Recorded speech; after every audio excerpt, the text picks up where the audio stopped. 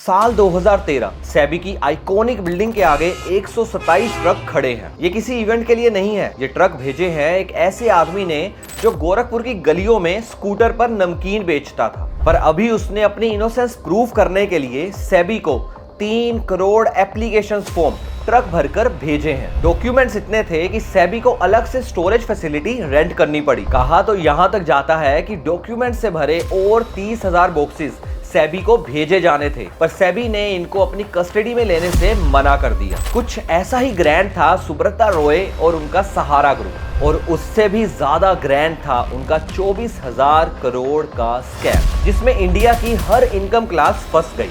सहारा group क्या है, इसके बारे में शायद ही किसी को बताने की जरूरत हो। सहारा का नाम हमारी इंडियन क्रिकेट टीम की जर्सी पर 11 साल तक दिखा था। इसकी अपनी आईपीएल टीम थी और यहाँ तक कि सहारा के अपने न्यूज और टीवी चैनल भी थे। सिर्फ इतना ही नहीं, आप कोई भी बड़ा बिजनेस सोचो, 99% चांसेस हैं कि उसमें सहारा भी इन्वॉल्व होगा। बड़े बड़े सेलिब्रिटीज और इवन अमेरिका के प्रेसिडेंट तक सुब्रता रॉय की जान पहचान थी। पर सहारा की कोर ऑडियंस थी मिडिल और लोअर क्लास। एक एस्टिमेट ये भी है कि हर 15 में से एक इंडियन सहारा परिवार का हिस्सा था। इंडियन रेलवेज के बाद सहारा ग्रुप ही इंडिया का दूसरा सबसे बड़ा एम्प्लॉयर था। पर यह सहारा नाम आखिर आया कहां से, इसके लिए हमें सुब्रता रॉय की 20s में जाना होगा। सुब्रता रॉय बिहार की एक बड़ी जमींदार फैमिली में पैदा हुए थे, पर उनके फादर की डेथ के बाद उन्हें बहुत मुश्किल टाइम से गुजरना पड़ा। एक समय ऐसा भी आया जब वो स्कूटर से नमकीन और इवन इलेक्ट्रिक फैंस बेचा करते थे, पर इसी टाइम पर उन्हें मिली एक अपॉर्चुनिटी।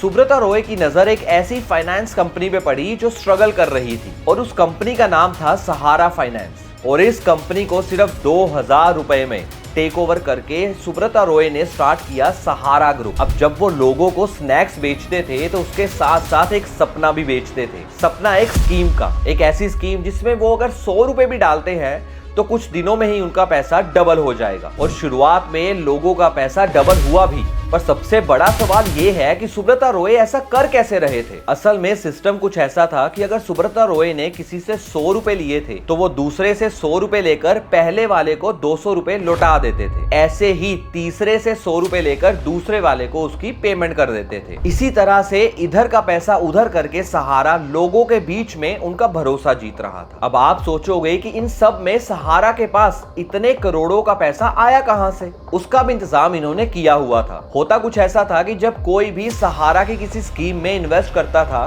तो उस स्कीम की मैच्योरिटी होने से पहले सहारा के एजेंट्स उन इन्वेस्टर्स को या तो वही स्कीम में री इन्वेस्ट करने को बोलते थे या फिर कोई नई स्कीम चिपका देते थे। इंडिविजुअल लेवल पर ये सिर्फ 10 रुपए थे, पर अगर सिंपल मैथ करें तो सहारा ग्रुप दिन के 10 करोड़, महीने के 300 करोड़ और साल के 3,650 करोड़ रुपए बना रहा था। लेकिन सहारा की प्रॉब्लम तब शुरू हुई जब उन्होंने अपनी 2 companies Sahara housing investment corporation and Sahara India real estate corporation का आईपीओ लाने की कोशिश की। इंडिया में आईपीओ लॉन्च होने से पहले सेबी हर बिजनेस का रिव्यू करती है। इसके लिए कंपनी DHRP पेपर सबमिट करती है, और सहारा के DHRP एनालिसिस में सेबी को इन कंपेनियन के फंड्स जुटाने में कुछ गड़बड़ लगी। और तभी 25 दिसंबर 2009 और 4 जनवरी 2010 में सेबी को कुछ शिकायतें मिली, जिसमें लिखा था कि सहारा की दोनों कंपनियां OFCD से पैसे रेज करने की कोशिश कर रही है। OFCD पैसा रेज करने का एक तरीका है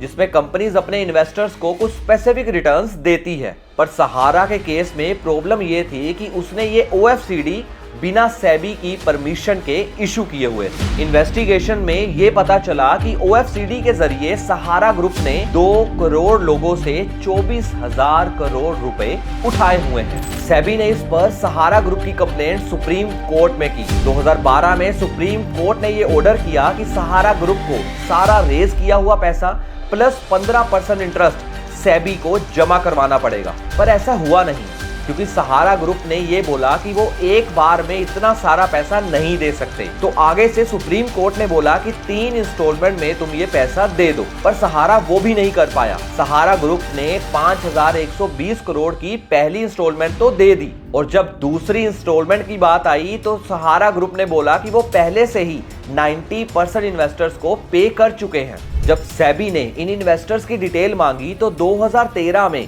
सहारा ग्रुप ने सेबी के ऑफिस के बाहर 127 ट्रक खड़े कर दिए। इन ट्रकों में OFCD के करोड़ों डॉक्यूमेंट्स थे। सहारा ने ये सोचा कि इतने डॉक्यूमेंट्स कौन ही देखेगा, पर सेबी ने ये चैलेंज एक्सेप्ट किया और जांच में ये पता चला कि इनमें से ज्यादातर डॉक्यूमेंट्स पर गलत नाम और गलत एड्रेस लिखा हुआ है। जैसे जैसे कोर्ट में केस चला, सहारा ग्रुप के बैंक अकाउंट्स फ्रीज होने लग गए और 28 फरवरी 2014 को सुप्रीम कोर्ट के ऑर्डर पर सुब्रता रॉय को कस्टडी में ले लिया गया। We still continue to track the Subrata Roy story, and we are now getting information that he has indeed been remanded to police custody. Subrat Roy रहेंगे पुलिस कस्टडी में। इस वक्त की बड़ी खबर। The Sahara chief Subrata Roy has been taken into custody by the police in Lucknow. इसके बाद वो 2 साल तिहाड़ जेल में भी रहे। टाइम के साथ कोर्ट की लड़ाई, एसेट सीजर और इन्वेस्टिगेशन ने सहारा ग्रुप को फाइनेंशियली और रेपुटेशन वाइज वीक कर दिया। सहारा का स्कैम 2010 में ही खुल गया था। 14 नवंबर 2023 को स्कैम के मास्टरमाइंड सुब्रता रॉय की हार्ट अटैक से डेथ हो गई और आज 2025 में ना ये केस सोल्व हुआ है और ना ही लोगों को अपना पैसा वापस मिला है। पर ये स्कैम इतना बड़ा सिर्फ इसलिए बन पाया क्योंकि सहारा ग्रुप की कोर ऑडियंस वो लोग थे जिनके पास अपने सपने तो थे पर उनको पूरा करने का कोई रास्ता नहीं था। तो अगर आपके सामने भी कोई ऐसी स्कीम आती है जो आपका पैसा डबल, ट्रिपल या 10 गुना कर देगी, तो हाई चांसेस है कि ये स्कीम नहीं स्कैम है और आज नहीं तो कल उस स्कीम में पैसा डूबना पक्का है। तो स्मार्ट डिसीजंस लेकर खुद को फाइनेंशियली स्मार्ट बनाओ। इस वीडियो में इतना ही, मिलते हैं अगली वीडियो में एक नए स्कैम के साथ।